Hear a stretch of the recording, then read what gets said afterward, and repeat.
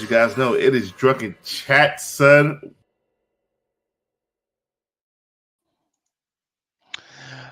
Hey, welcome to It's Drunken Chat, son. I'm your host, Chitlins, Greens, and Cornbread on the Comic Crusaders Network. Welcome again. Thank you guys for freaking dropping in with us. First thing is, hey, we are trying to give away something, a little something. I know it's a little late to let you guys know, but hey, if we get to 100 viewers before the end of this thing, I do have the Edge of Spider-Verse thing. Hey, they blessed me, so I want to try and bless y'all. So if we get 100 viewers before this, we will spin the motherfucking wheel and freaking give the Edge of Spider-Verse. There's one per store away. So go ahead, freaking tell your mama, tell your daughter, tell your son, tell your friends, and let them know that we are doing a giveaway tonight. Um, Second, the other guys may be around. I think Spidey Hunter said he might freaking drop by. So definitely if we could stand by. I think he was saying he was trying to go see Madam Web and everything. So I just wanted to get his perception on what he thought of the movie. And of course, whatever if you guys saw the movie and you guys had some thoughts, go ahead, freaking definitely drop those in chat in chat. I want to give a shout out to all the early, early listeners: GT Key Comic, Sir Christopher the Great, Repair Tonic, excuse me, Repair Tech Tony, Raymond Camacho, Daniel Berry, Late Night Comics T Jones, Still Chillin' Steve Shush. Thank you guys for dropping by. But before we get into the long course, got to remind you guys that I am still doing the search for the non-alcoholic stuff, and it's weird. And every time I keep looking for it, I still find more and more. I didn't know that was out there, and I'm glad I actually opened this motherfucker before before before I got on the show, man. I was like, man, let me go ahead and try because it was one of those freaking joints that you had to use a bottle opener and shit. But I don't have a bottle opener. I just got one of these fucking rusty old knives from back in the day. And this one is Peroni. So I tried the alcoholic joint many years ago, and it was some strong stuff. But this Peroni is they got a non-alcoholic version of it. It kind of looks like a weird Heineken bottle. So I'm gonna try this tonight.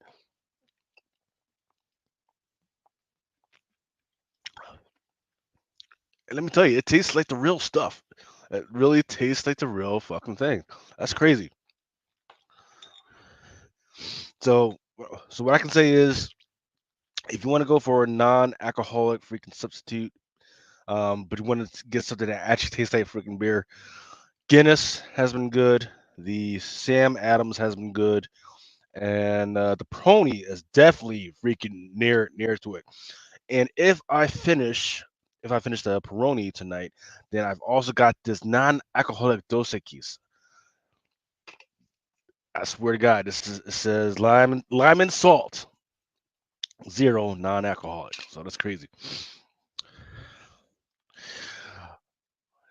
D Jones is asking why non-alcoholic. Well, you can during January, after drinking, after going hard in November, December, January, and early January, it's good that we can take a break. So that's why they have dry January. So I was always looking for some substitutes, and then now it's February. It's almost the end of February. I'm been keeping the party going, man, because I'm kind of interested in figure out what the heck is going on. Plus, once I do start drinking, maybe the alcohol will hit a little bit harder because man, I was hitting it hard, drinking a lot of stuff. I was like half a keg with the fireball. None of that stuff was doing nothing to me. So time to reset the body. Freaking maybe lose a little some pounds on this whole thing. Um, but I digress. You guys didn't come to hear me talk about me and my freaking what the hell. So I swear to God, man, I think the CEO of Comic Crusaders and Blind Adam they must be beefing, man, because every time I pull up my channel, there's some weird shit that's just uploaded in here, and here I got a picture of what looks like the gender bending fat boys, but instead of the middleman, you got or the middle girl, you got freaking Adam or Adam's face. I don't know what the fuck is going on. Looking sexy though, Adam. Go ahead, man. Um, all right, so this is how the stocks looked last week at 107 for Disney. Now it's kind of chipping in at 108. Um, there was a lot of weird, strange stuff that Disney was making moves on and everything. Um, but I think the most interesting was what was happening with Warner Brothers Discovery because I think a lot of people were upset, or a lot of investors were upset. Like, hey, you promised us this like over a year ago, and now you're saying that you may not do it. So we'll get into that. You see, Laugh Loud saying Jack got into some kind of trouble with the wifey, so here in a timeout until you get out of the doghouse. No, no, no, no, no, no, absolutely not. No, my wife is pure Mexicana, man. They don't give a fuck about the drinking, man. Just as long as you come home and get the bills paid. You know what I mean? Let's say. Um, all right, so this is how Drunken Chat did this past week. We actually went down to 0.17. We got destroyed by the S&P 500. We got destroyed by the Dow Jones and Industrials and the Nasdaq Composite and the Russell 2000. But I will say one thing that I'm looking forward to is seeing how a couple of things shake out. Um, for instance, right around early March, that's when they're supposed to be having more votes on the shutdown. And if it does shut down, then there's going to be some more stress in the market. The other stress that we're already seeing is real estate industry. They actually came up with some of their numbers, and they're saying that there has been an absolute increase, about 10 to 11% increase in the amount of foreclosures, and an increase. I forget the number on how on the beginning of the processing for foreclosures, which of course means that there's going to be more stress on how much people have to spend, how much room people are going to have to like, store their freaking comics and the like. So I'm going to keep an eye out on that. For next month, right, to see what the numbers, because those were the numbers for January. They just came out this week. I'm going to see what the numbers for February look like. But in the meantime, the interesting thing that happened was that the Biden administration had to go through of the student loan processing. So if you had less than $14,000 in student loans, now you've got that money to spend on comics. So that's another thing to keep an eye on. But in the meantime, a lot of the banking gurus are saying, "Hey, these are some of the things that are going to be start of um, the recession. They think that the recession is coming. They think that it's probably going to be we're going to start seeing it in mid-March, maybe end of freaking March. But they haven't really explained what were the absolute stress. I do think real estate might be one. A lot of money going to AI is going to be interesting. I think that global industries thing, the investment of 1.5 billion in the global industries is going to be an interesting thing. So we'll see.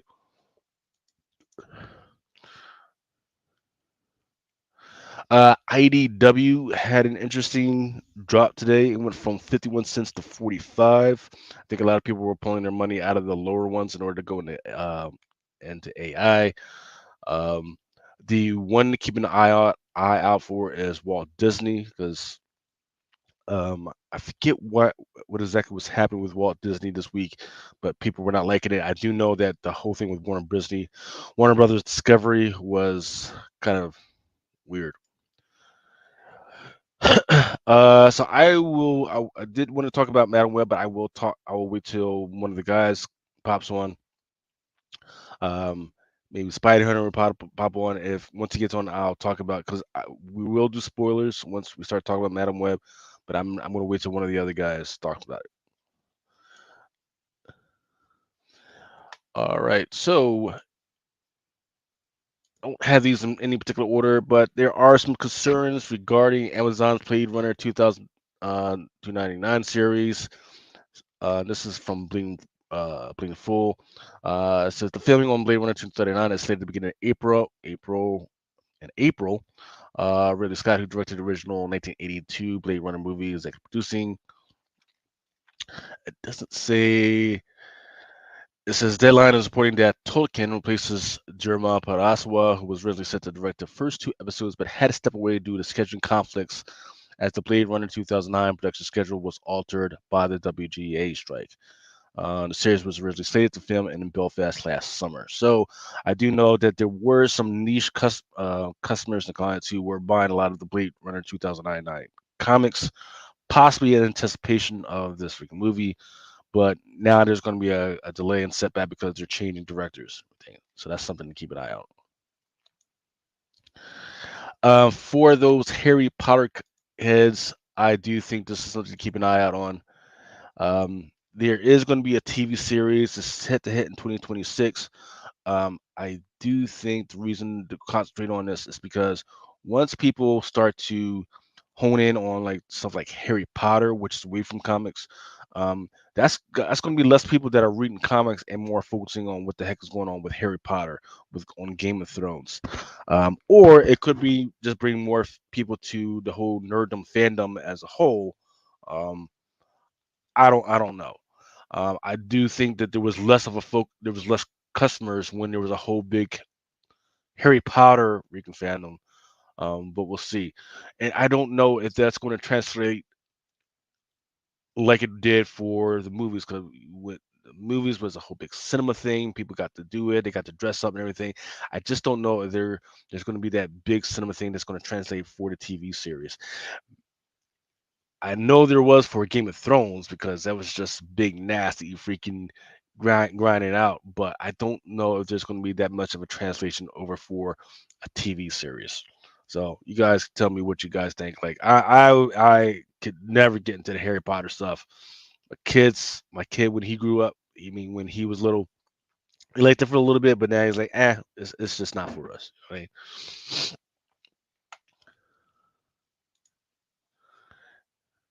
Let's see.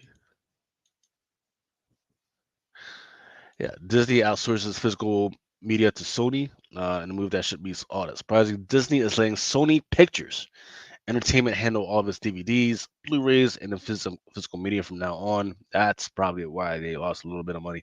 So from now on, Sony Entertainment will handle all of its physical media distribution in the U.S. and Canada. Well, Disney will prioritize its streaming and digital media divisions.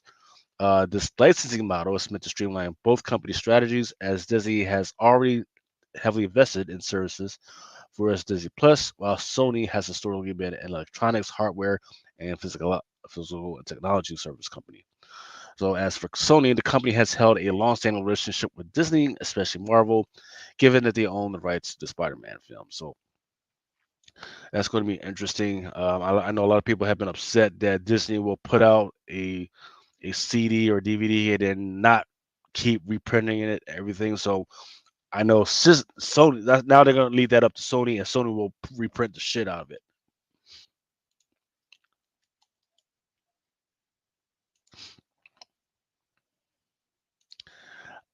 I think this was, in fact, I let me find the some of the screenshots for this one. Batman, the Spider Verse producers apparently pitched a Batman Beyond animated film to Warner Brothers back in the day, and they said, "Nah." Um, And I got to tell you, man, the pictures that I saw look absolutely fucking gorgeous, man. Yeah,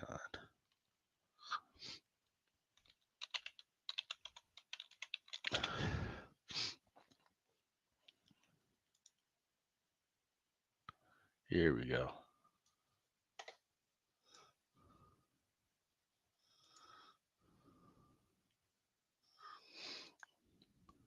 You can't tell me that some of these portraits aren't freaking gorgeous.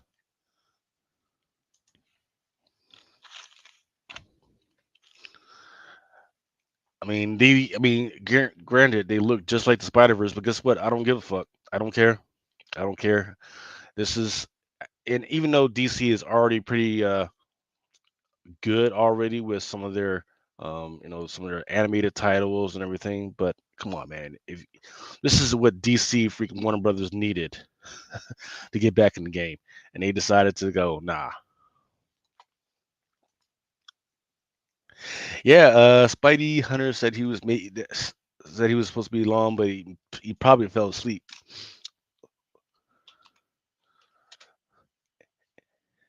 And I know Aaron said he was definitely going to fall asleep right after the top 10. And I think one of the other guys said he was at the airport. Look at that.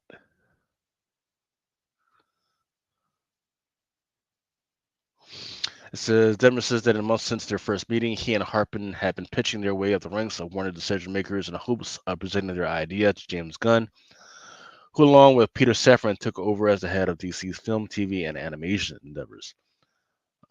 So,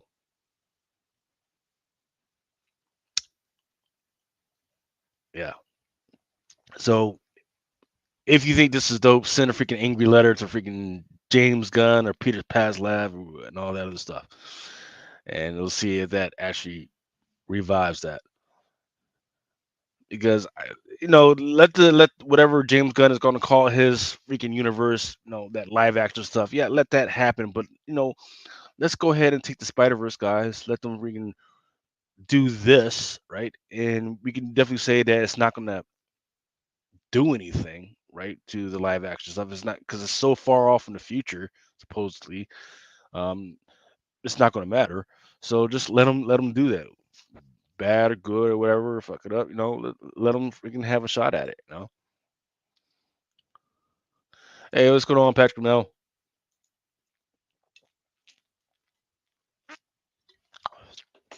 Yeah, so the only thing that I think of that might have stopped us is like, oh man, it's a little too close to what they did for, um, you know, Edge of Spider Verse, Miles Morales Spider Verse.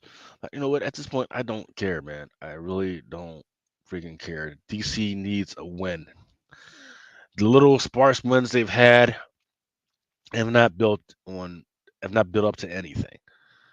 Um, it's just been individual. Like Aquaman was okay, was better than I expected. Shazam, the first Shazam was better than I expected, but they haven't built into anything. They were like, oh man, I can't freaking wait for the next one. You know, Wonder Woman was good. The first Wonder Woman, the second one was absolutely freaking terrible, absolutely freaking terrible. So, but you know what, freaking Marvel, Marvel isn't doing as well itself, anyways.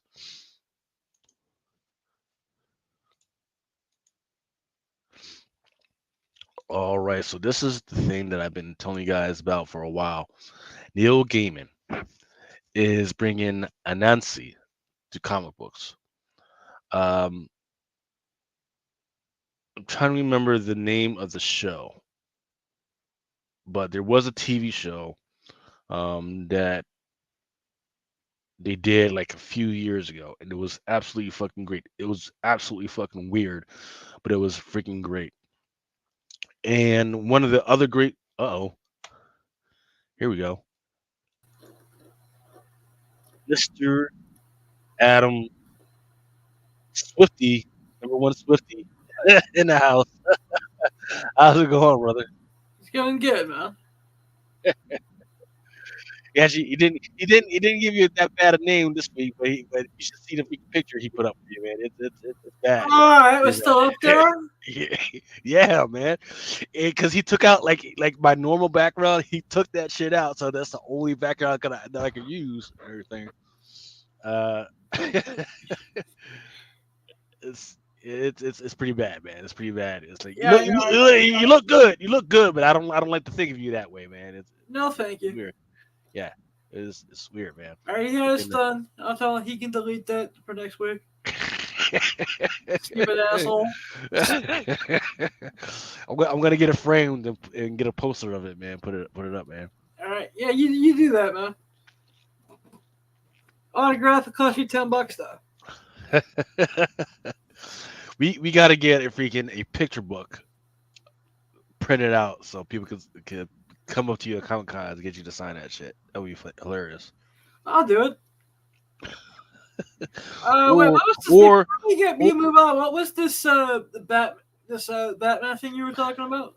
yeah. So so apparently the Spider-Verse guys, the guys that did the Miles Morales Spider-Verse, Mm-hmm. they pitched a Batman Beyond um, animated film to Peter. Well, they're trying to get to James Gunn, but they haven't gotten to him yet.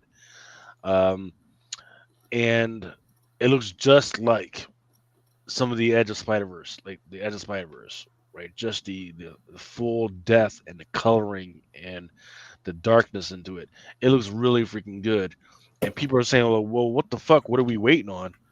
Um, but we have I either he's I just don't know why it hasn't been brought in front of James Gunn right now. It's because these photos, these screenshots look really good so far. So Interesting. I don't know. So we'll see. We'll see. But if James Gunn better not freaking waste too much time, because if he wastes too much time and he doesn't do this shit and the rest of the shit that he's doing ends up flopping, people are going to come back to this. People are going to come back to this Batman Beyond pitch and they're going to like, well, see, you thought you knew better than everybody else. You thought you knew better. Why not take these guys who have been successful at the Edge of Spider Verse and then just use them, right? They're clawing at you, asking you to do that shit. They also came up. They also wrote that abortion called the Flash. So let's not say they were successful at everything. Mm-hmm. All right, so I was talking about the Nancy boys. That's what I was getting ready to talk about. So let's see. Get to this next one. Yeah, so Neil Gaiman is bringing the Nancy boys. They had a show called American Gods a few years ago, which was really great. I know not a lot of people liked it. I freaking absolutely loved it. And it's called American Gods, and one of the sub characters, because it was all about these gods, right? And they were just walking the earth like normal people. And there was this one character, his name was Anansi, and I forget the dude that played Anansi, but he was a freaking great actor, right? Great freaking actor. And he was told by Neil Gaiman that they were going to do a project with him, and then later on they just fired the dude, like out the shot. They said, "Hey, you're fucking fired." It was like, okay, that's kind of fucked up. But it looks like Neil Gaiman still wants to do this Nancy thing. He's going to do a comic book. Let's see, Neil Gaiman's award-winning novel and Nancy Bills will become an 8-issue comic book miniseries from Dark Horse Comics. Mark Bernardine will adapt the story with art by Sean Martinborough. The cover that we're looking at right now, the cover that we're looking at is by David Mack. And Nancy Boys is about Fat Charlie Nancy, a Londoner with a born life until he discovers his now dead father was Anansi, the trickster god of African folklore, and that he's a twin with a brother he's never met. The story covers jealous gods, sibling rivalry, and now being a god can make for a lot of trouble. So Anansi Boys is in development for streaming on Prime Video. So I forget what the first appearance for Anansi is. It's in one of the Dark Gods comic books. See, is that what it's called again? Okay. American Gods. Thank you, Lord Brooklyn. Because for some reason I was thinking Dark Gods, but it's actually called American Gods. But yeah, it's going to be interesting. I freaking loved it. I'm going to freaking pick up the series. I'm going to freaking go and do some research on where Nancy was and what his first appearance was. And I guess what I'll say that Prime Video hasn't let me down so far. They've actually done some pretty good adaptations of comic books so far with The Boys and Invincible, right? So they've been kind of on a good heater, man. Rafi, what's going on, man? Let's see.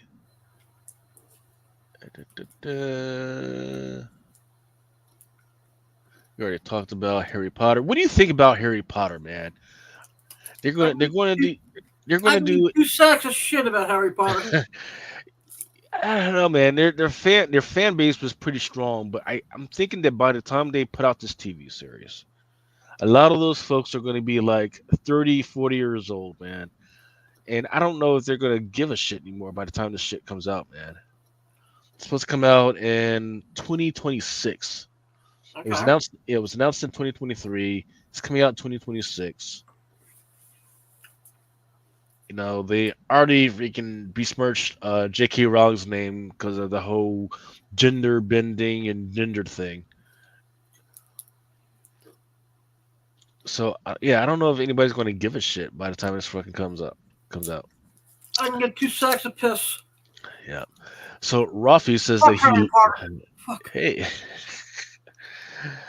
Well, I know you're supposed to say that because you're Jewish, Adam. I'll But say some it one more time. Fuck Harry people. Potter.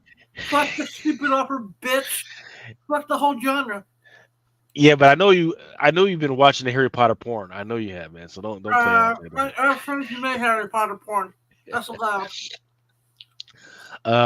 Rafi says that he loves Harry Potter and he's excited for the 2026 series. Just started watching the originals with his nieces. Okay. So yeah, the fandom's still out there, man. They're a little bit older. But yeah, they're still out there.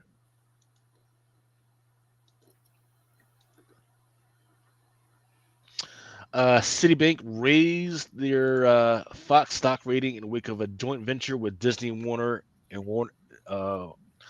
So Fox and Disney Warner, they're going to do a joint venture where they're going to do a bunch of combined sports stuff for streaming. The problem is I forget who. Somebody's suing them. It might be Fubo is suing these guys. It's going to sue Disney for a trust violation. But in the meantime, yeah, everybody's like, yeah, we don't give a damn. They can do whatever they freaking want. Yeah, you'll fuck with the mouse. Yeah, because because Fubo would have a dog would have a case if Fubo was on something like YouTube TV. Fubo is not on YouTube TV. So for instance, I can get CBS, I can get freaking Fox, I can get ESPN and all that stuff on YouTube TV. I cannot get that on Fubo. It just doesn't pop up there. So I think that it'll get run through the ringer, but then it'll eventually get dismissed unless there's some other shit that they're not talking about. Let's see. And Marvel Studios' first X-Men project will introduce an obscure Marvel villain. Theory explained. I don't do theories. Marvel needs to slow the fuck down, man. Yeah. Paramount Global has been put on credit watch negative. Oh, wow. So for those that were putting money in Paramount, it's on negative right now. Let's see. Did they say why? Oh, I think it has something to do with in a report fighting warnings of another potential downgrade. The S&P said Paramount's free operating cash flow remains weak, and the report blamed the ongoing deterioration of the linear television's ecosystem and a shift toward a lower margin direct-to-consumer streaming model. The news only adds to recent investors' uneasiness about Paramount as well as the strategic options. Blah blah blah. S&P noted in his report that it's introducing cash flow metrics into its assessments across the media sector, combining them with measures of company debt. So I do know that they just stopped Noggin, which is part of their Nickelodeon piece, which is like a pure toddler channel. Mm-hmm. So they fired like 800 people to kind of make up for that. But it looks like they still got freaking downgraded. The thing to keep an eye out for is Paramount. They do distribute dividends. So if they drop, I think Paramount dropped down to like 10 or 11 this week. So if they drop down even more to like $9 and they're still giving out that dividend, grab it, right? Because that is a very cheap stock to have that pays you your money back. So that's all I got to say about that. You want money for comic books? Buy stocks that pay you dividends and then use that money to buy comic books. That's all I got to say. Sounds logical. Demon Slayer reaped. So for those that don't know, there is a great freaking anime out there. Um, that it did have a free comic book day, I think about a year ago. Um, and it just had one of its. Well, it just had a cinema release this week. It reaped $1.8 million in Thursday night previews. Right. I'm not saying that's better than Madam Web, or it definitely didn't freaking beat the Bob Marley One Love or anything like that. But think about it. Demon Slayer, Kimetsu no Yaiba, which did not actually advertise anywhere, unless you went to the movies regularly and saw that shit pop up. You didn't see it advertised anywhere, right? I've been waiting for this movie, and I even forgot that the shit was coming out this week. I was looking forward to Dune, but it had the most action, but Demon Slayer Kimetsu no Yaiba had the most action among the three wide entries last night in previews, with 1.8 million from the 800 locations that started showtimes at 4 p.m. That was boosted in standard Sunny Country Crunchyroll fashion by PLS and IMAX. The movie is only supposed to do in the high single digits this weekend, much lower than other Demon Slayer movies, as it's a TV episode that's already been streamed. That's already been streamed on Crunchyroll.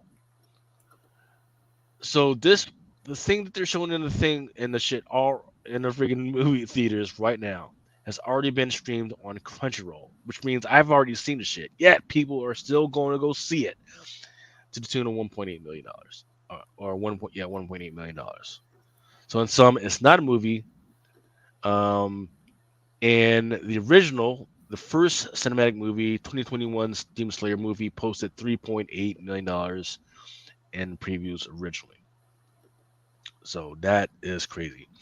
In the meantime, Sony's Marvel's Meta Web eased 9% on Thursday with only 768,000 at 4,013 movie theaters, ending its 9-day run with 29.4.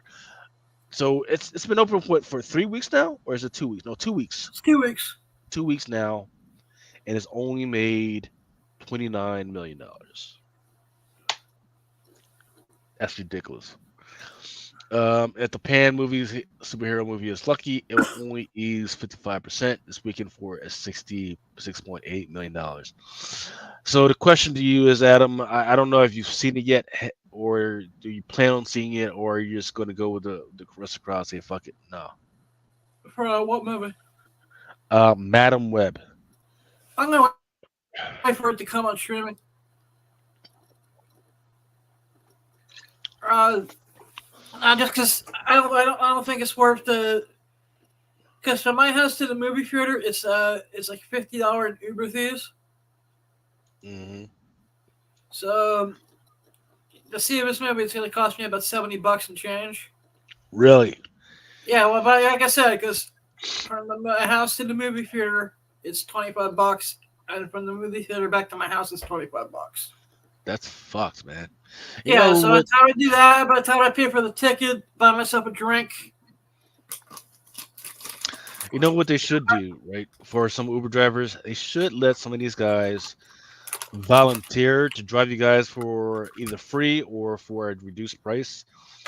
I would gladly fucking. If Uber had a program where it's like, hey, for people who are disabled, you can pay a little bit of a reduced fare, I'd gladly repay the reduced fare because that's just how many times I use it. Yeah. And then in the meantime, the Uber driver gets less taken off their taxes, so. So that's the only reason I'm going to wait for streaming. I haven't seen any review on it that makes me want to jump out and see it at the moment. Yeah. So Late Night Comics says that the good parts were good and the bad parts were bad.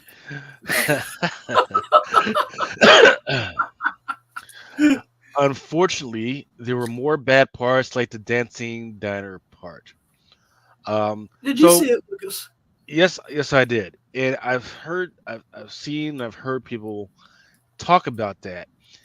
And it's always some 40-year-old fucking dude that tries to act like young girls don't like to freaking dance, like wherever. Like, I've seen, like, it was just last week. I was at the fucking Target, and there was a girl, there's a girl and her friends dancing in the Target. And I'm talking about they were dancing for TikTok, right? And they had the full on fucking lighting set up inside the fucking Target, and they were fucking dancing, doing their fucking thing. So don't act like, please don't act like teenage girls don't like to fucking dance and fucking shake the groove thing, right? Just because you don't doesn't mean they don't, right? Um, it had no bearing on. It showed how immature. The reason for that scene was it was to show how immature they were. You're supposed to be on the fucking run, right? You're supposed to be hiding out, and they're doing this immature thing, right? So, let's see. Yep, Warner Brothers Discovery drops as Wall Street reacts to earnings, a lack of guidance. So the analyst reports on, let's go back to this, on what's the fuck is going on with Warner Brothers has been mixed. Warner Brothers said on one hand we lost money, but in the meantime, the main thing that they were really concentrating on was their HBO Max stuff and all these other little channels that they got that are direct to consumer streaming. And they said for the first time since they started all this, they actually made a profit on their direct to consumer stuff. Interesting. And which is really interesting because they're the only ones that have actually made any money off of their streaming stuff. Netflix actually loses money on their direct to consumer stuff because they make money off of other stuff. Paramount freaking loses money on theirs. Apple loses money. Everybody else has been losing money except for Warner Brothers Discovery. Here's the fucking problem with that. I think I talked about it last week or maybe a couple weeks ago. The way that Warner Brothers and AT&T have been reporting their numbers has been all fucked up, right? So, say you freaking dropped your coverage, right? You dropped your 18 coverage because you couldn't pay your bill, but they're like, oh shit, I gotta fucking pay. I want it back and everything. Well, guess what? Now that during that 1 month or that 1 quarter, now you count as two different people because you dropped your freaking account and you freaking brought it back. So that's two of you, right? Because for some AT&T subscribers, your HBO Max is free. They brought those on, right? And then even if you already had an account, or even if you had just a phone line with AT&T, right? They counted you as a Warner Brothers Discovery account subscriber. So they were fumbling with the freaking numbers, and a lot of the investors tried to sue them because those are not the way we want them to count the numbers. But a judge, I don't know who got in her fucking pockets, right? But the judge said, "Yeah, that's fine. That's good to go. I'm dismissing the fucking case. Nothing to see here, right?" So now that the only thing that was positive in their earnings call was the fact that their direct to consumer numbers went up and they're supposedly making more money, we can't fucking trust them. We can't fucking trust them. So I would say they're at around 8 right now. Let it drop to 5, 6, yeah, 6, maybe 650. If you're hot, 7, but let it drop to 5 until something else comes out. Because Harry Potter is a long time away. Fuck Harry Potter. Yeah, Game of Thrones is a long time away, right? I can't see anything else that anybody wants to freaking watch. This True Detective shit, yeah, it's like, okay, I don't see anybody. I know there's nobody I know that is hot and bothered for a True Detective, right? That's the latest shit they got. So I don't know. Rafi says that he just wanted to watch Madam Web for the Sydney Sweeney. But who was Sydney Sweeney? Was that the Jessica Carpenter girl, the redhead? Yeah. Who was? Yeah, she was. So it was interesting the way they had her dressed because they had her dressed in an anime type outfit, but it was this was in 2003 supposedly. So I'm not sure where they were going with that. I don't know. And this one, I can't trust a movie if one of the big fight scenes is in the Pepsi station. he said, "Oh, yeah, it was on top. Yeah, it was on top of a Pepsi station, but there was fireworks in that motherfucker for some fucking reason. All right. So I don't know what the fuck. I So don't. this If they one, use their soda as Pepsi, I can't trust it, man. Fuck Pepsi. Fuck. by the way, Adam, I'm still drinking non-alcoholic stuff. What? You know that January is almost 2 months ago now, right? I know, but it piqued my interest, and now every week I'm going to try a new non-alcoholic drink. Okay. So the thing that I'm drinking right now is called Peroni, which is from Italy. And I tried the actual Peroni like years ago, like when my son was like 3 or 4. Like I tried the real stuff, and that stuff is pretty strong, or it was pretty strong. Depends. I think it depends on where you freaking get it, because some are like 13 or 14%, some are just like 7 or 8. This one is a Peroni, but it's 0% alcohol. And let me tell you, man, it actually tastes pretty similar to the actual stuff. It's pretty good. Nice. So why don't we rename the show to Sober Chat Son? I feel. Yeah, granted, technically we're still drinking, but we're not getting. I thought this was we drink alcohol, Chat Son. It was, however, I don't know, man. Freaking, it's supposed to be a relaxed atmosphere where people can say what they want. However, the only thing that I do not allow on this show is for people to cuss out, say stuff about little girls, because that's just weak man stuff. That's just weak dick stuff. That's the only thing. That's the only thing. That's the only thing. Yeah, that's the only thing that I really don't allow on this freaking show. Also, we're still only at 20 folks so far. And I just want to remind people that we do have a wheel. What do we got a wheel for? Because I can't. So number 2 on the spot this week was the Edge of Spider-Verse, 1 per store. I do have it. I got a couple copies.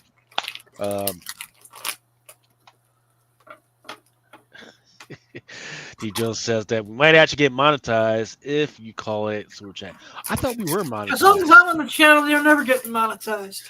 I thought we were monetized. Are we monetized? Yeah, wait. Let me check. Maybe. Comic Crusaders is definitely monetized. If you guys want to freaking, tip us, whatever. Let me check. Let's see. Mighty Mel V.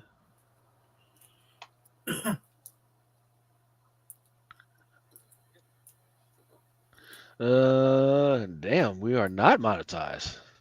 I could have sworn we were monetized. That's fucked up. What the Mighty Mel V channel or the? No, I don't. I think we still having issues with it. Huh? That's crazy. Interesting.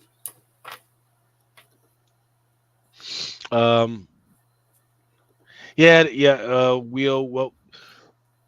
try to get to 100 freaking viewers. No, we want to get to 69. 69. 69. 69. Okay. It's a magical number, man. Yeah. So we're at 20. I've already got 28. 28 backup ones from the poll box. Yeah. So for the next topic, I am glad, Adam, that you are on, because this particular topic is right up your alley.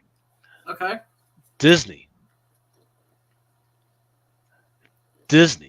has officially launched an OnlyFans, and I gotta check. Maybe this is fucking a joke. This has got to be a fucking joke. But I've seen it. There is a non-porn side to OnlyFans called OnlyFans TV. Yeah, this has got to be a joke, man. But I've seen several other outlets report this. But Disney has officially launched an OnlyFans with adult content. So apparently, for $20 a month, only $20 a month, you can see explicit photos. Yeah, this has got to be a joke. You can This see is explicit bullshit. photos. Yeah, explicit photos and videos of your favorite Disney characters. Within 6 hours of launching, they already had 2 million subscribers. Disney's OnlyFans has 30 photos of Disney princess, Mickey, and friends. Right now, it's only $20 for all access content. However, it's expected that Disney will eventually begin charging for access to individual photos with videos on the top of the monthly subscription fee. Um, they are doing this to further exploit the subscription model that is working well for them with Disney Plus. Plus, on top of that, the adult content market is the largest it has ever been in history. Blah blah blah. So I don't know. So if you have an OnlyFans account, would you please check and see if you can verify this for us? Um, Yeah, so someone please, because uh, I can't check it at the moment because I'm live on the show, and the way I use my tech is not going to allow me to do that at the moment. so this one is I do. Excuse me, Lucas. yeah. I do think it's not for adult. If Disney actually is doing this, it's not for porn. There is OnlyFans TV. There's a lot of stand-up comedy specials that air on it and stuff like that. Ah. So maybe they're doing some type of the. Come on, the last time they promised us a mature content, it was bullshit. So I don't. I can think if they want to do something mature. But it sounds like a joke. It does. It does, especially when they said there is going to be. I can't see them putting pictures on OnlyFans of Minnie blowing Mickey. Yeah, it says dirty photos of the Disney princess, No, Mickey, and yeah, friends. this doesn't sound like them. Unless they're really hurt. Yeah, but also it doesn't sound like them that they were going to have their superheroes cuss in all their freaking movies. But here That's we are. true. I mean, there's been a lot of swearing in superhero movies. And you had the two Eternals fucking in the movie. So that didn't sound like them either. But here we were. True. Here they had them. So this one is a shout out to Brian McClay, who had called this back in 2019, 2020, when we were all starting to do the whole COVID thing. And Nvidia, man, Nvidia was freaking rocking the world. It's probably going to be the next $2 trillion freaking type billion freaking company. It was going off. It's been going off for like the last 2 to 3 months. Um, and who knows where it's going to freaking stop, man? Because with all the investments in AI, and all this other stuff, it's just been going absolutely freaking crazy. Canal Reeves, Kanu, it's not Canal. How do you say it? Kanu Reeves, taps Jason Aaron to write a standalone Western story. That's going to be interesting because look, whatever Keanu Reeves freaking touches, that's probably going to be turned into a freaking script play. Yep. And I don't have a slide for this, but if you guys aren't tracking, there was a big freaking thing with Helldivers 2, which is a video game, which just has like a big campaign. And it had billions of people trying to freaking play this freaking game and get into it. And it was like a big who to do. And people have been trying to freaking win this freaking campaign for like the last couple weeks. So that's going to be interesting. I am absolutely shocked that some of these smaller companies like Dark Horse or Titans or Massive Whatnot Publishing have not sat down with the people from Helldivers for an IP to make a comic book out of that shit. What the fuck are you guys thinking? In the meantime, we get some other shit that Let's leave money on the table. Yeah, people don't give a fuck or are not reading. Trying to make money off the freaking covers. It's not working. All right. Let's see. I think let's do this. Let's take a quick 40-second break. Okay. Yep, let's take a quick 40-second break, and then we'll be back, and we'll start on some of the new releases and trending comics from this past week. Let's go. Okay.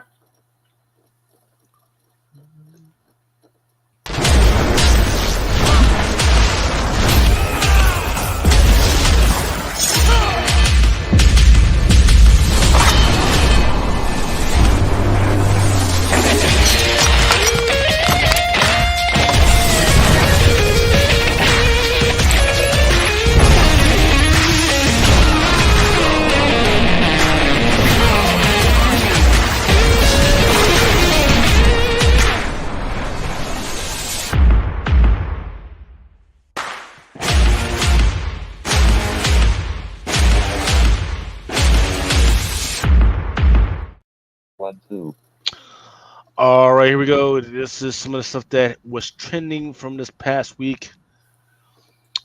This is using some of the Terapeak searches. I'm going by volume, not necessarily rising in price. And some of this stuff is pre-sale, right? This is stuff that hasn't even come out yet, except for one of these, right? Incredible Hulk #9, that's supposed to come out this coming, or was it come? Did it come out this week? Yeah, Incredible Hulk that came out this week. I think we finally got to freaking meet the mother. Not too much happening other than she kind of rides within the last couple pages. Daredevil #6. I think that was another gang war freaking type thing. Not much from that. Spider-Boy #4. We got to meet Boy Spider in that one. Ultimate Black Panther #2. That one comes out on March 13th. Yep. It had very strong numbers already. Yeah. Yep. And then Ultimate Spider-Man #3, cover A, the Chichetto. That one always does good. Make sure you freaking order it. Do not wait till after FOC. If you wait, you're gonna be not a happy camper. I'm telling you, man, because #1 and #2 have sold out day after FOC, and they've been heavily allocated for any orders to come in after FOC. They've been heavily allocated. So like the second print allocated 2s. Me and my boy Calamity sold out our 2s like the day of. Yeah, don't fuck around. And once again, if you don't have a good enough relationship with your LCS to be able to do stuff like that, Full box, baby. Yeah, Drunken Chat pull box. We will help you out. It's 30% off of the freaking retail price, and we can get as many copies as you freaking want, as long as they got. Remember, but it's got to be pre-FOCs. So I don't even know what the dates for some of these are, but try and get that in. I think the Ultimate Black Panther #1 RB Silva, the second print, that one's coming out on March 13th. That FOC has probably passed already. Web of Spider-Man #1, the Capullo, that one comes out on March 20th. It's got decent numbers. It's got okay numbers, selling 20 within the last week. Ultimate X-Men #1, they're already talking about and buying the second print. Yeah, the second print's already I think it's on this week's FOC. Yeah, and that one doesn't come out till March 20th. Yep. All right, so here are some of the new releases that just sold out. The Sickness issue #4 still's got some pretty good numbers when it comes down to it. It's sold out at Midtown, sold out on the back end. I think people are just, even though people have a lot of non-readers have forgotten about this book, the readers still freaking love this one. #1, Edge of Spider-Verse, the first issue of Colonel Thompson, with kind of as a spider type person. They didn't really give him a code name yet. Oh wait, there we go. It's right there in front of my phone. Weapon 8. Weapon 8. Yeah, Weapon 8. Absolutely fucking destroys fucking Wolverine in this one. The thing is, it's weird because some covers have sold out, but one of him in the foil that has not sold out, probably maybe because it's too expensive. I'm not sure. But yeah, Marvel gives horrible discounts on their fucking foils. Edge of Spider-Verse, issue number 1 to David Nakayama. I knew this one was going to be a freaking good one. I haven't seen the numbers actually go anywhere on this one yet, probably because people bought the shit out of it, or people, well, that's because retailers bought the shit out of it, probably. But I could see later on, a few months down the line, as people start buying the shit out of it, I could see this one going up. And then there's this one. I forget what's this. This is homage to maybe like a Star Wars book. You guys could freaking this is definitely a homage to like Star Wars #1. Staying with Edge of Spider-Verse. And then Ultimate Spider-Man #2. Yep, that one definitely sold out. But that one is because I told you guys 3 weeks ago that this one was going to be heavily allocated. Before it even came out, they said, yeah, this shit is going to be heavily allocated. And then there's this cover B with the Hobgoblin owner. X-Force 49. I forget what's in this book. I'm going to have to take a look into it. Cemetery Kids Don't Die. This is by Only Press, one of their first printings of the comic book. It's not necessarily anime or manga or anything weird like that. The Cemetery Kids Don't Die. Issue number 1 sold out. And The Crying Boy by King Spot #1, another horror freaking title. That one sold out as well, but it's mostly like the cover B. People were liking these photo covers of Elvira. This was more like a base shot type deal. Maybe because they feel like they can take this and get it signed by her. Then there was Frank Cho for Red Sonja. Daredevil #6, Legacy number 668. A great cover of Wolverine fighting Daredevil by Davila. And then I think this one was covered on the top 10 this week. Captain Marvel 1 and 5. Was that the one 25? Yes. Yeah. I think it was #1 in the top 10. Yeah. Edge of Spider-Verse, Scotty Young. Night of the Living Dead. There's once again horror fans have been freaking grabbing their stuff, man. I'm just happy to have more stuff on the counters. Night of the Living Dead, The Aftermath, #5. A freaking great cover of just 2 female zombies just wandering out in the freaking wilderness. But they're like half clothed because, of course, their shits just get ripped off of them. Great freaking cover. I don't know how people are missing this one. Another great Night of the Living Dead. This one is a zombie just kind of half buried with dirt coming out of his mouth and his eyes. I kind of missed out on this one, but I think I'm gonna probably have to go to the Bay and look for it. Ultimate Spider-Man #2. This one was the connecting cover. And then Zenoscope, I forget which was the name of it. It was like Grim Fairy Tales, big baddie on there. And then the Edge of Spider-Verse, the retailer cover, the 1 per store or 1 per account. Yep. Blip Map, issue number 3. It's the I keep forgetting to order these other than when a customer orders these, but it looks like these come in foils. Yeah, they come in like a bagged foil, and I keep forgetting to order it to see what the fuck is inside. Marvel Superheroes Secret Wars, issue number 2. Similar. Yep. The Darkest Hour Mighty Morphin Power Rangers #117. Spawn, issue number 350, the black and white mixed numbers, right? I read it and I didn't see what the big deal, because this is supposed to be the start of something freaking new. That's gonna change the whole freaking Image universe and the Spawn universe and everything. And it was like the end of the war and everything, but it was nothing quite that big. So I don't know what the fuck they were talking about. This is another Crying Boy cover. Some of these crime board covers were actually pretty good. The Incredible Hulk, number 125. Thrawn Alliance, number 2, Raza. And the Amazing Spider-Man, 1 in 25.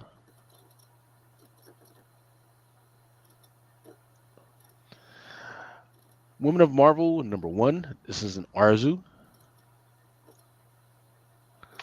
Let's see, let me make sure I'm not. There seems to be a lot of freaking covers. Spider-Punk, the Maria Wolf. Good. Here, uh-oh. Yep. Spider-Punk, Ultimate Spiders. White Widow, number 4.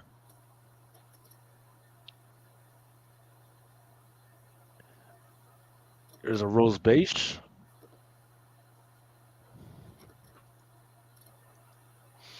Sold out was it the One Hand? Titled Six Fingers, issue number 1. Not sold out, but there was some interest. It was a haunted girl. Uh-oh. Yeah, the haunted girl. I read it, but I couldn't really read it. Maybe, I don't know whether I was tired, but it wasn't really a readable type deal. The art wasn't that good inside, so I don't know. That sucks. Empath, number 1 by Black Box Comics. This Red Sonja joint was really good. She's just walking around with her battle axe draped over her shoulders, but on one end, at the very end of the battle axe, there is a head. Wolverine, number 41, the second print. And then there's the 1 in 25. Man's Best, number 1, Ashcan. I've got it, but I keep forgetting to freaking read it, see if it's any good. But I think the actual issues number 1 are coming out this week. Thrawn Alliance is number 1, second print. Moon Man, that's the second print. That's that one by Kid Cudi, excuse me. And back to the sickness. Okay.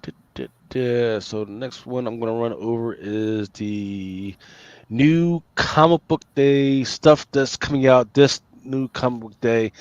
This is stuff that I've seen the numbers for. I've seen that so far there have been maybe some sellouts for some of this stuff. And some of the other stuff is just stuff that I think is going to be interesting to pick up.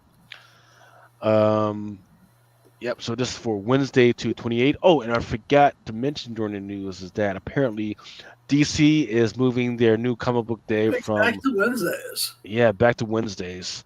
So I don't know. I didn't even realize. I knew their FOC was on Sundays, which was great, right? But I didn't realize that the fucking actual release date was on Tuesdays. So are they going to keep their FOC portion Sundays? That's the actual question. All right, Rare Flavors. I finally, this is Rare Flavors number 4. I finally got to read issues number 1 and 2, I believe. I don't remember if I read issue number 3. But it's a weird, slow burn. It's about this weird, magical cannibal, right? But he's not freaking like a savage cannibal. He's like this weird, he's like a polite gentleman type cannibal, right? And he just goes around the world, traveling and eating people, and he's got this documentary guy with him. He's paying the guy to freaking document every move he makes. And as he goes along, he's just freaking, just subtly like eating people. But the documentary guy doesn't really understand what the fuck is going on. He's seeing what the fuck is going on, but he doesn't really understand what the fuck is going on, which is a strange thing. So It's script ready, I think, but the problem is like so far it's a movie, but it's not a series or an IP yet. Is what I could say about this one. Okay. So, I mean, you could go on this one, get a couple, maybe get you a copy or two, but don't go deep on this thinking that this is going to be the next Walking Dead. That's what I would say. Makes Spider-Man Peter Parker. It's coming out this week. Giant Size Fantastic Four #1. It's got a bunch of the villains. At White Widow, Rose Beige. Is that coming out? There is a Grimm cover. It's called a red ink cover. Okay. It's supposed to be blotted out. Like you could barely see what the fuck is going on. Harriet Tubman Demon Slayer by Massive. This is issue #6. The rest of the comic book community. Shame on you, motherfuckers, for not picking this book up, for not understanding that the Harriet Tubman Demon Slayer thing is a real fucking thing, and it's been selling out. Just because it hasn't been going crazy in the freaking prices, because people don't really understand what the fuck is going on, doesn't mean that you guys shouldn't be talking about this book a little bit. It has been picked up by Disney Plus, yet the rest of the comic book community refuses to talk about Harriet Tubman, Demon Slayer, and Black History Month of all times. So, yeah, Mike Sec knows what I'm talking about. Harriet Tubman, Demon Slayer. So, shame on you guys. Batman Brave and the Bold #10. Great freaking cover. It was like Wonder Woman on a freaking cover with a great shield and an axe on fire. This Detective Comics 1082. Bernadici or not Bernadici. Federici. Riccardo Federici. What a weekend! Harley Quinn #37. This is a 1/50 by Sebastian Fiumura. This is a absolutely crazy looking freaking Harley Quinn. When I mean crazy, I mean she's got the Jester's costume on, but she's got this trollish type leprechaun type look. Absolutely fucking terrifying. She's magically delicious. Oh, not this one. Not this one. This She's bitch better get magically delicious, man. This bitch better get away from my Lucky Charms. I'll tell you that much. No way. She's gonna eat all the Lucky Charms. Nope. Pink stars, the blue moons, the green diamonds, all those shits. She better keep away from my black diamonds. Fuck that. This one is Amazon's Attack #5. It's a continuation of the whole Amazon versus the United States freaking type story. It was interesting for issue #1. I haven't picked it back up since then. Actually, I think I picked up maybe #2 or something like that. I need to reread this in trade. But yeah, I haven't picked it up since then, so I don't know what the fuck is going on.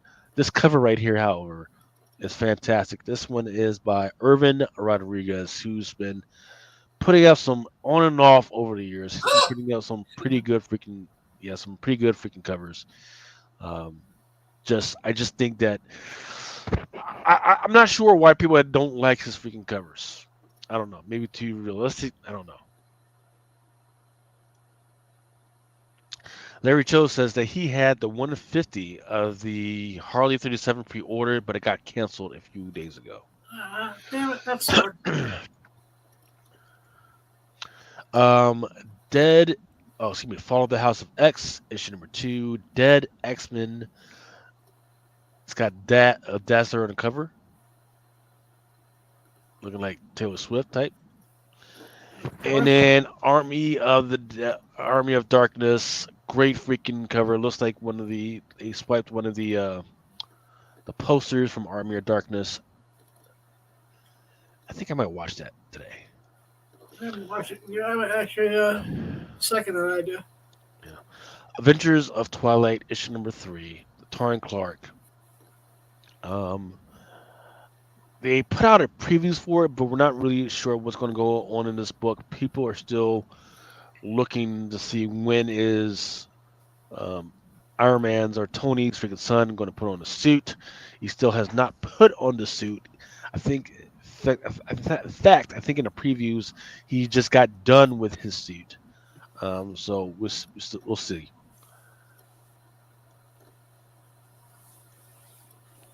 Fantasy Comics issue number 8 just looks good to me. Duke issue number 3. That's one with what's the villain chick's name? Is it Duchess? Oh, the Baroness? Baroness. There we go. Yeah. Cable issue number 2. This one is a Hildebrandt. Avengers Twilight second print. All right, getting ready. Before we go into before we go into the FOC, let's go ahead and take a break. Do you need to go pee or anything? Yeah, I might as well do that. Okay, so save back to the lobby for the next commercial break. Okay, yeah, we'll take a 3-minute break. Got it.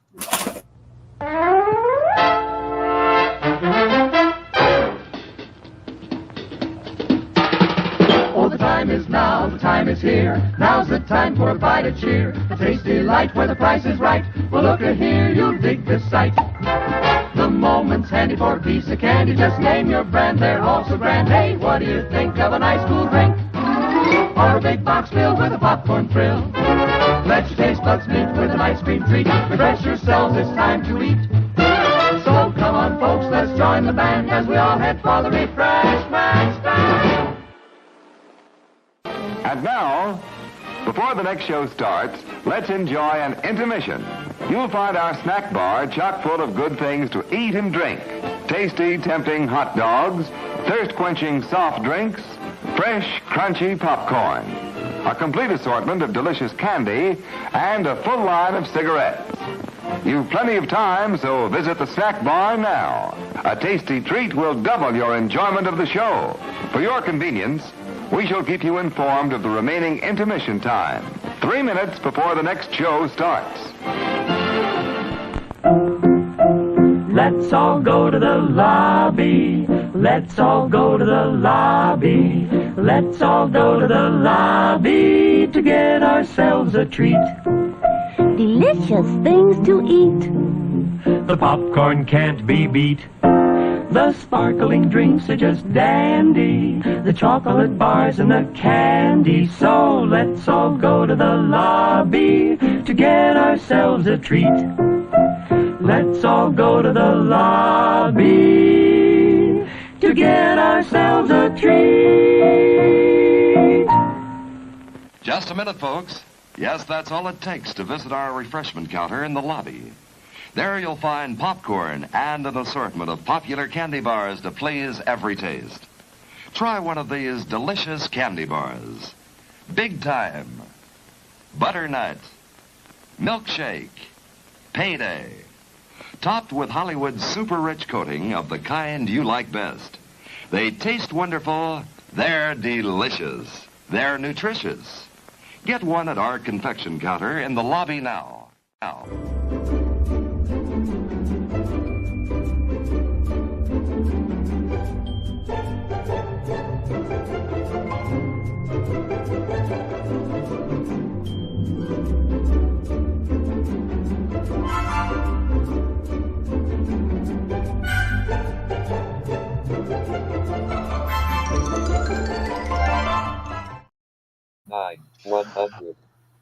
Just a canned butternuts.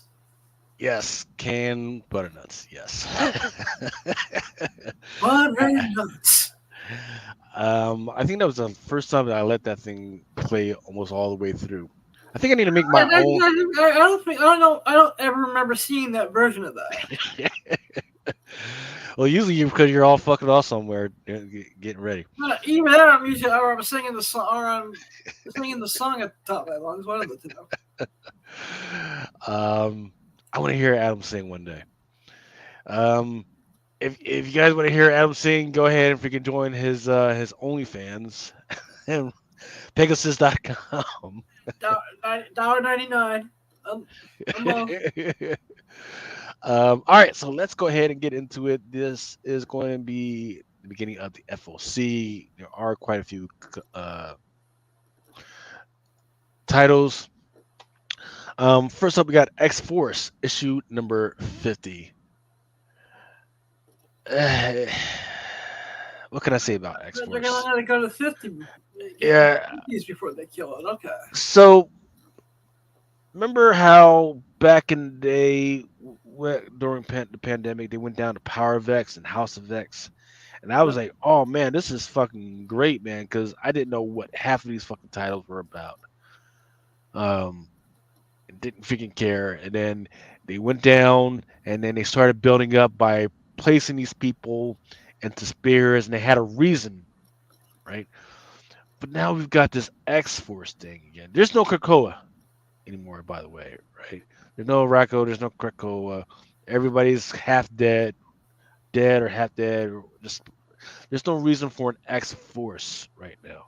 Yet they insist on having this fucking book. I don't know, and I'm done. I'm done. There's no fucking reason for this book. Just 10 issues at this point. So. And they know that nobody gives a fuck about this book because they got both Wolverines on this fucking cover for no fucking reason. It's the duel.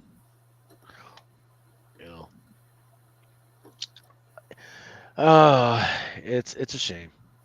It's a shame that they just fallen so far, man. Let's see. Let me go alphabetical on this one.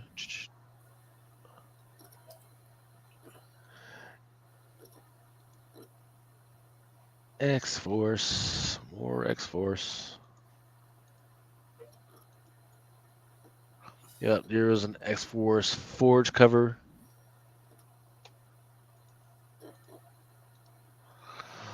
X Force Marvel Legends cover with Rogue, X-Men 97. All right.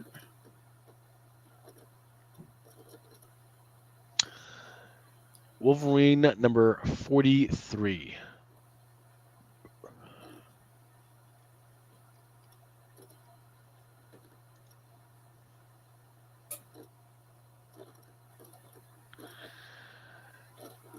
It's a Wolverine cover with white space for some reason. Yeah. Bunch of shit that people have not asked for, but all right.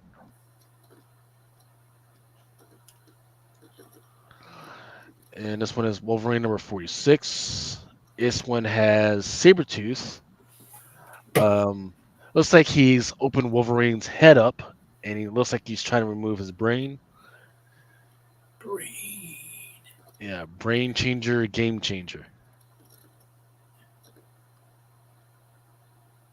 Weird. Interesting. Yeah, just weird. So there is a 1/100 copy of this one, and this one is by Lionel Yu.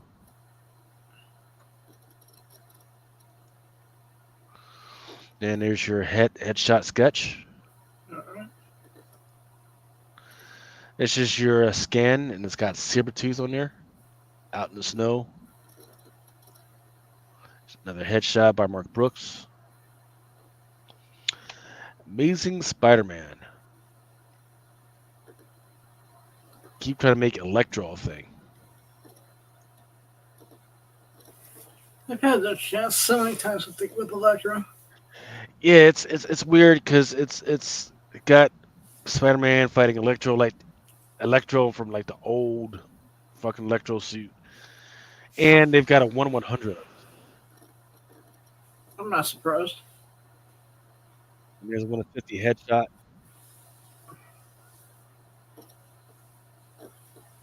And there's a 1/25 Macro, which actually looks pretty good. Here's a Marcos Martin Peter Parker headshot. Miles Morales Spider-Man. Now there's actually pretty good covers for Miles Morales Spider-Man. And this is issue number 18. There's the 1/100 insignia. Here's a 1/25 by Gary Andrews. Okay. Got Spider-Man, Peter Porker, and Spider-Gwen. And this is the one that I think will have to really put up. I'm definitely going to try to get a 1/50 body grab on. Looks good. This is probably going to be going to folder for the cover of the year. One of the ones that will go for the cover of the year. But the only thing that messes it up is the fact that there's a 1/100, which is doing a lot more shy about freaking getting this one. But we'll see. Then there's your regular insignia. There's a David Marquez of him fighting the Shocker. Then there's a Garcine variant, which has got a bunch of different Miles Moraleses on there, and it's all built into like one big photo. Interesting. Or like, yeah, one big photo logo type deal. Now, the other thing that'll make people shy about getting the 1/50 is that there is a regular cover of this fucking thing. Of course. Yeah, so trade dress. And then there's, for issue number 18, there is an Iban Cello What If of Miles Morales Spider-Man as the Human Torch. Interesting. I'll let that sink in as I finish the last drop of this Peroni. Chug it, boy, man. Man, I gotta tell you, that shit was really good. So that means I get to open this Dos Equis Lime and Salt Zero. See how this is. Okay. Marvel Gods. Let's see. I forget what issue this one is. Yep, Gods number 6, issue number 6. What issue? What am I looking at right now? Yep, that's just a regular cover A. In issue number 5, there are some first appearances like all over the freaking place. Especially how these little girls are called the Swans. And I don't know what the heck is going on with these people, but they are absolutely fucking murderous. They really don't give a fuck because they're trying to move towards something else. So, are they IP worthy? Absolutely freaking not. But just saying. But in issue number 6, there is a 1/50 for Mark Brooks. Headshot. And then there's a 1/25 by Stephanie Hans. And for some reason, the headshot was of Elektra. Then there's a Rod Reese. Looks like one of the newer characters. They're on the cover for this one. And then there's a Lord Order. I'm not sure if this is his first appearance. I'll have to go back to issue number 1, number 2. And then here is Daredevil. Oh, actually, that's the Daredevil PRH. Oh, excuse me. Daredevil number 7. Then there's a 1/50 Brooks headshot of Black Widow, but with short hair. Okay. Then there's an Aaron Cooter. Obi-Wan Kenobi title that nobody really asked for. Greg Land cover. Then there's a Obi-Wan Kenobi number 6 with the one of the sisters.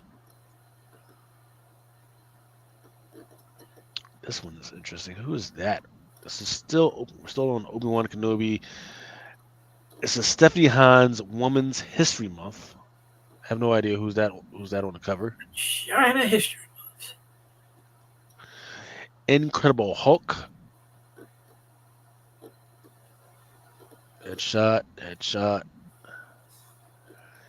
And Yes, Incredible Hulk is for issue number 10.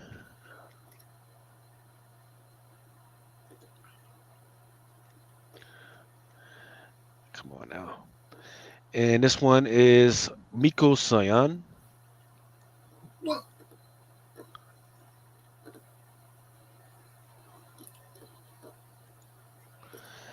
X-Men number 90 or X-Men 97. Let's see.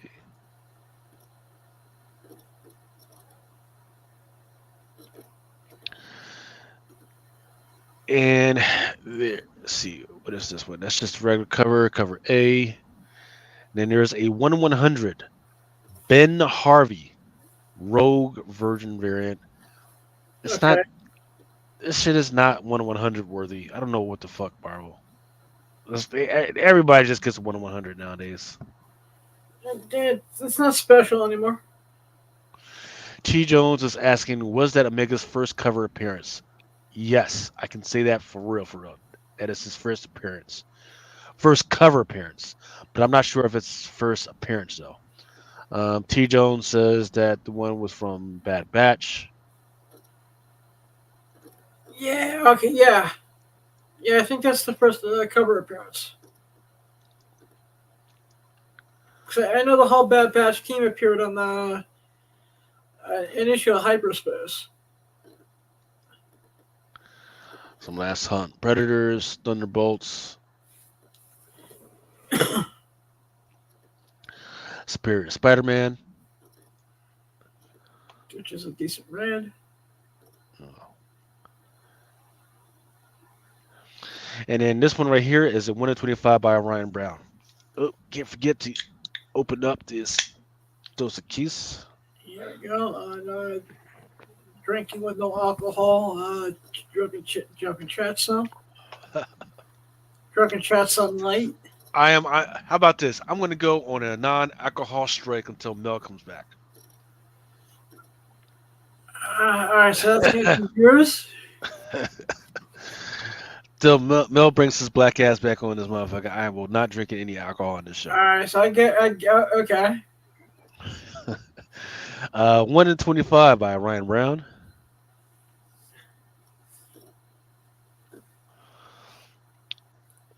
This one is still on issue number 5 for Superior Spider-Man. Lionel Yu. Man, this whole storyline of people trying to kill Mora is kind of freaking tired, but they're still going to continue with it. This is Rise of the Powers of X number 3, and there's a 1/100 Virgin by R.B. Silva. No, I'm not reading much X-Men books at all right now. You're not missing anything. I know. They killed off fucking Krakoa too fucking quick, and then now they're going through the afterbirth, and it's just a whole abortion type deal there. That's crazy. 1/50 by Leslie Lee of Polaris. This one is 1/25 of Nick Bradshaw. And this was 1/100. Here's your headshots. This one is a Paulo Siqueira. I'm looking at it and seeing if I see any new characters on there. No, not really.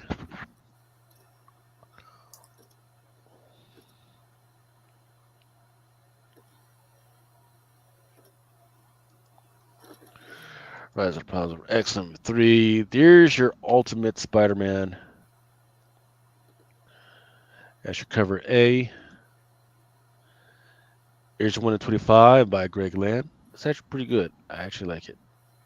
I'll pick it up for cheap if I can. And then there's your Mateus Menahini.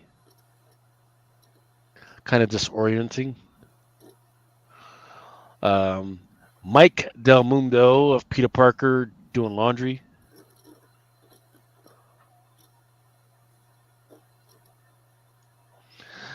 And there's your Elizabeth Torque.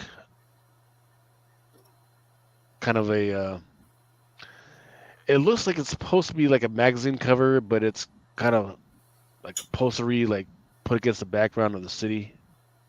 Nice. There's your Mark Bagley. And then Cable.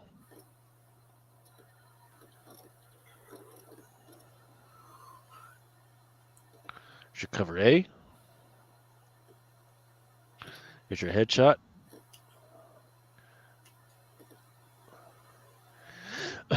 There's old Cable and young Cable on there. Y'all can go ahead if you can check for me um, if this is the first time on the cover together. Edge of Spider-Verse. Number 2. See, the solicit says, "Welcome to Spider High, the most dangerous high school on Earth." Okay. Glemmy Miller is the new kid, and things aren't looking good for him making it through his first year here, with the villainous teachers actually trying to kill him. On the bright side, he may have a shot with the cute cheerleader, but who is this mysterious and deadly Spookerman? Cyberwork Spider-Man returns. The coolest spider suit from the 90s has gone unused for too long. Don't miss the most kick-ass spider character star turn. So, looks like there's going to be some first appearances in this one.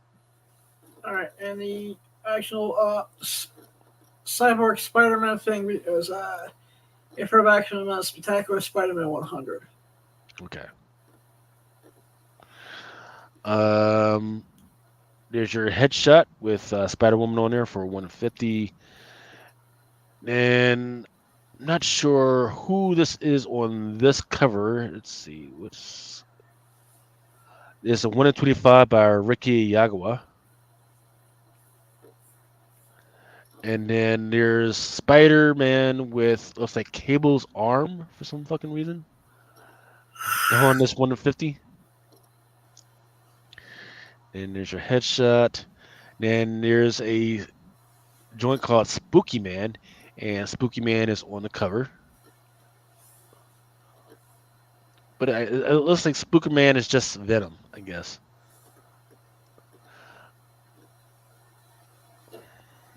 And then there's the Edge of Spider-Verse cover with Pete Woods, homage. Spider-Punk.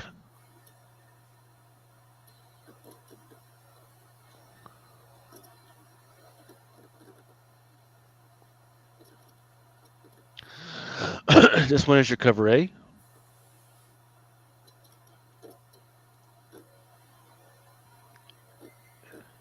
Uh-oh, where'd it go? This one is your 1 in 25 by Mateus Manhini.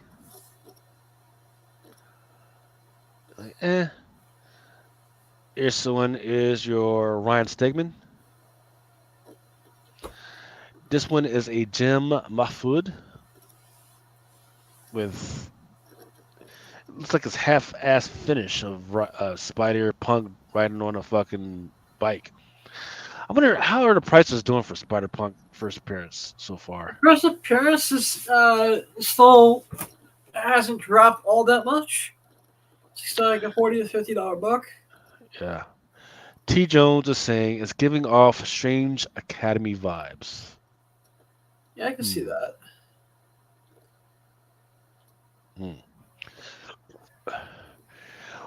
By Strange Academy vibes, are we thinking like a book that nobody really realized about the 1 in 50, and then the 1 in 50 almost went to like $1,000 at some point? That's what I want to know. Or is it Strange Academy that the book was good for a little while and then it just turned to absolute dog shit? I don't know. I wouldn't necessarily say that it turned into dog shit. It's just it's, in fact, I was explaining this to somebody on Instagram earlier because they were like, "Hey, what the fuck?" Because I think it was Cover Price. They actually did a look back at some of the stuff that popped off in 2021, right? And Reptile was on there. Somebody was like, "Oh, Reptile was on there. That's crazy. What happened to it?" and I was trying to explain to him there was a whole bunch of books that were coming out at the end of 2020 and 2021 because course, COVID. But then more people actually had a chance to focus in on Star Wars. So a lot of the books that Marvel was trying to push and everything, people forgot about those books and didn't give a fuck what the fuck Marvel was doing because they were more concentrated on what the fuck was going on with Star Wars. But because now Marvel fucked up Star Wars, now we're back in the freaking superheroes, kind of maybe whatever. And I think that's what happened to Strange Academy, right? The Strange Academy issue number 1 was freaking hot when it fucking came out. But as COVID went on, nobody gave a fuck about what the fuck was going on in that book, especially after the last Doctor Strange movie, where they had they showed the whole fucking school. They had a whole school, right, up in the fucking mountains. Yeah. And they didn't give any illusion that fact that he was going to open up one for little kids other than America Perez. But guess what? You could have had if you're going to do that. If you're going to do that, throw American Perez into the fucking comic book in Strange Academy. That way you get you close the fucking loop. They didn't fucking do any of that shit. So go fuck. No. You was talking about that first Spider-Verse cover. Okay. All right, for Dark Horse, we've got the Oddly Pedestrian Life of Christopher Chaos, issue number 8. I don't know anybody that's fucking reading this book, but Dark Horse, they are owned by Embracer Group, which has enough money to do whatever the fuck they want, whether it be video games or movies. So, Avatar, Frontiers of the Pandora. Godzilla number 1, Power Rangers. Nothing big on that one. IDW, man. IDW's been having a weird but okay year, man. Freaking Beneath the Trees Where Nobody Sees, issue number 3, and I don't know what in the fuck is going on with this cover. Surprise book of the year, man. It's I don't know I don't know how to describe this other than it's a weird corpse. I guess that works. With a chainsaw running around. And that's not even the half of it, so I don't know how to describe this to you other than to say that this is the Where Nobody Sees, issue number 3, second print. Teenage Mutant Ninja Turtles, the source book, issue number 2. This is where guys want to go if you want to see what's going to happen in the future, where IDW wants to go with Teenage Mutant Ninja Turtles, and in which characters you should concentrate on as far as the books. But like I said earlier, I don't know what to trust when it comes to Paramount. Don't know. They've been kind of fucking up lately. Dungeons and Dragons Ravenloft, issue number... Oh, this one is a one-shot. Caravan of Curses. And then there's your cover B. And then there's a Teenage Mutant Ninja Turtles April special. And it's got a duck on there. And then on the cover, it also says Mona Lisa Returns. And there's is that a female turtle? I don't know what the fuck is going on. I think Mona Lisa was the female frog. Frog, okay. Yep. Yeah, they got Ace Duck on the cover, which is nice. Gargoyles, David Nakayama.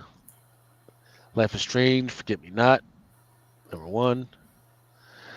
Disney's Lilo and Stitch, issue number 2. And this one is a Trish Forstner special. Nice.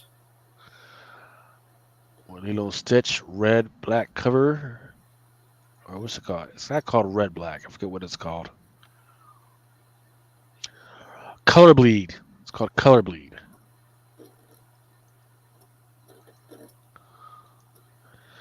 Lotus Land, issue number 5.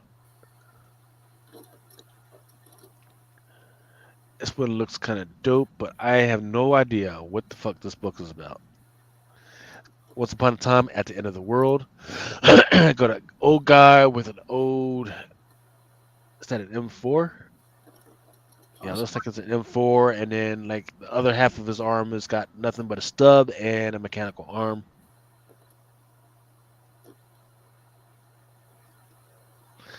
Man's Best, issue number 1. So Ash Can was the one that came out a couple weeks ago. Now here's issue number 1. This one's got looks like it's Trish. I think this one, yeah, it looks like Trish did this one. Interesting. Go ahead and make sure on this one. Yep, Trish. Yep, Trish did do it. Then there's a 1 in 10 by Franny. Here's your 1 in 25. It's a 1 in 50 by Gwen, and this is the only one that actually looks like it has anything to do with the actual story. It's about 2 dogs and a cat, and they're out in space. Yep. Then there's an FOC reveal. Looks like the reveal is that they strapped a rocket to the pit bulls, or I don't even know what type of dog that is. They strapped a rocket to the one dog's ass, and then the cat. It looks like the cat has a transformer type robot type freaking suit, like an Iron Man suit that it's in. And I don't know what. The dog should have that. Let's see. So this one is Dune House Carino, 1 in 25. This one was a 1 in 10 by Swanland. Did Dune come out yet? I'm trying to remember. Or is that next week? What book? I haven't heard anybody talk about it. Must be. No, the movie, Dune. Oh, no, it's next week. It's next Friday. This one is a 1 in 25 by Puebla. Here's your FOC reveal. This one is Berserker, Poetry of Madness, Pen and Ink. Cover B, Spot UV. This one is Scroochy. Now this one kind of piqued my interest from Archie's Horror Comics. Pop's Chocolate Shop of Horrors. Yeah, this is gonna be great. I think this is gonna be, because the cover looks fantastic, man. It's got what you would think was a milkshake, but it's got an eyeball sitting on top of it, and it's got a plate of fries, but it's doused with a bunch of fingers, and there is a sandwich, but it's got a tongue coming out of it, and topped with I think that's a cockroach.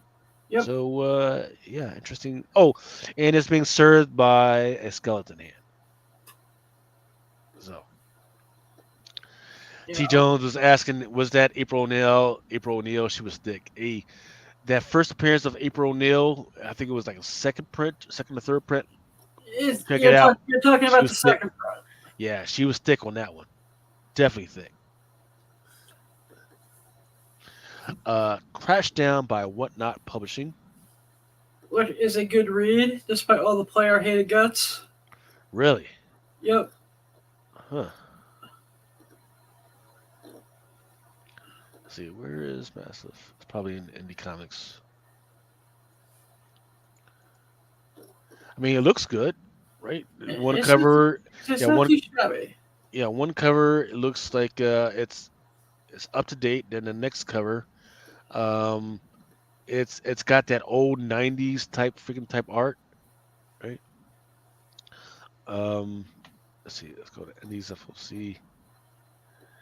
And the interesting about it is that, yes, tentacles, of course.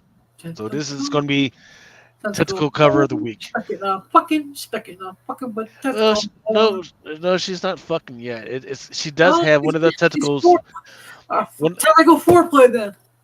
Well, I mean, it is between her legs, but it's not touching anything yet. Well, not yet. You gotta warm up. Other than she's got the full. She's got the G.I. Joe grip on one tentacle, though. That's about it. Like I said, it's a process. Gotta freaking lick it before you stick it. Is that what you're saying? Damn right, bro. And this one looks really good. Once again, we're still on the crash down. Comic Tom.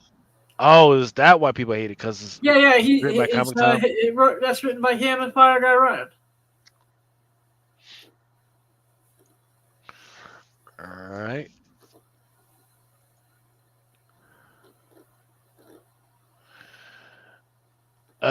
Then we got Vampirella 666. I think this is 667 or 666, bro. The number of the No, beast, bro. No, I think we already had 666. So this is probably like 667 or 668 or something like that. All right.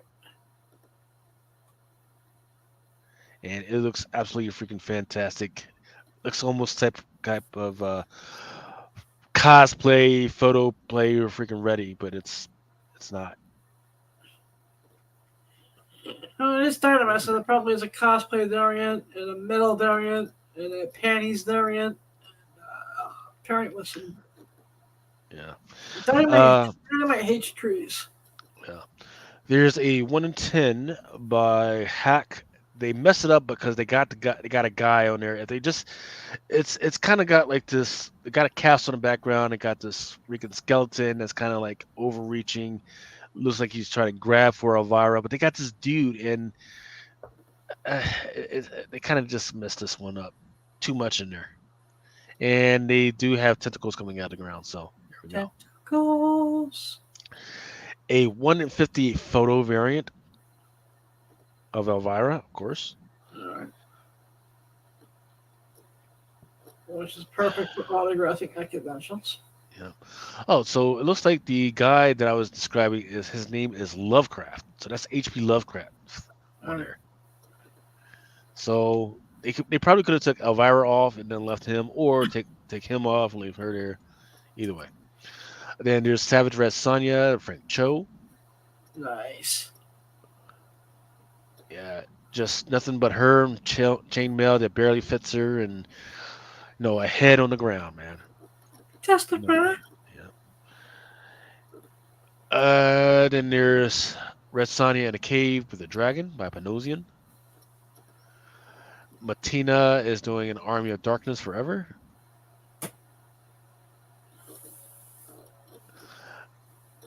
Let's see what's going on here. Is that the end of everything? Yeah, that was it. That was it. That was last. We'll see that I was expecting. Yeah. So under 2 hours, we're at 23 viewers right now. We didn't get to the 100. So we'll try and see if we can try and go for it next week. If not this book, maybe another book, but we'll see. So please pass the word that we're trying to do some giveaways, because I need to get some of the shit out of my house. If you need some of the stuff that was on FLC, freaking definitely hit me up. If you're not already a part of the pull box, or if you're already part of the pull box, go ahead and put those orders in. Try and get them in by Sunday night, so you can figure what's around. Latest is Monday night, like around 6 or 7 or so. So that's why I'm fucking up. Okay. Yeah. Sunday's the best, because that's when people think that I'm just like sitting on my phone and freaking, reading all the emails and all the Twitter. Sometimes it depends if I'm not doing it, if I'm not at a convention, or if I'm not doing family stuff. It's not when I get my stuff in need before 6. Yeah. I'm getting ready to go to bed so I can get up and because I got some more reading to do, actual reading to do, because I got the my next podcast, which is the No Prize podcast, which will be probably put out on either Tuesday night or Wednesday. It's usually Wednesdays I normally catch it. Yeah. And then your thing is, what's your next podcast? My next podcast will probably be Tuesday night. Okay. So that was it. Yep. D. Jones says not next week. Tuesday night, and then next Friday I'm interviewing Tony Plix. Really? Nice. Yeah. You said next Friday? Yeah, next Friday, March 1st. Okay, hit me up. Let me come on, freaking, because I definitely want to talk to him about Feral #1. to come out. And what's the other one? It's called like Not This Valley Down or Valley Down or something shit like that. Something like that. Something like that. He's got quite a few books coming out. He's got a lot of stuff coming up. So, but I mainly want to talk to him about Feral and Local Man. Okay. All right, everybody. Thank you for freaking listening in. We will see if any of the drunken people, not sober people, want to get on tomorrow night, maybe to talk about Madam Web. If they do, definitely freaking you'll see the tabs later on. But thank you once again for listening to us. Maybe because if we don't wind up going, my brother doesn't want to go out for his birthday, the Outback. Maybe I will waste some money. Man, you know what I miss, man? Like back in the day, you used to go to the barbershop and pick up a beta or VHS tape. Yep. $5, and there would be 3 movies for that $5, man. Yep. On that one joint. Yeah. I'm sure if I went to Times Square, I can get a $10 DVD. You know that, man. All right, everybody. You guys have a good night. Freaking and stay safe. Out. For each man in his time to stay until he walks along the beach and sees his future in the water, along the arm within his reach. I needed the one. Sometimes men take matters into their own hands. You want answers? I think I'm entitled. You want answers? I want the truth. You can't handle the truth. As you guys know, it is drunk.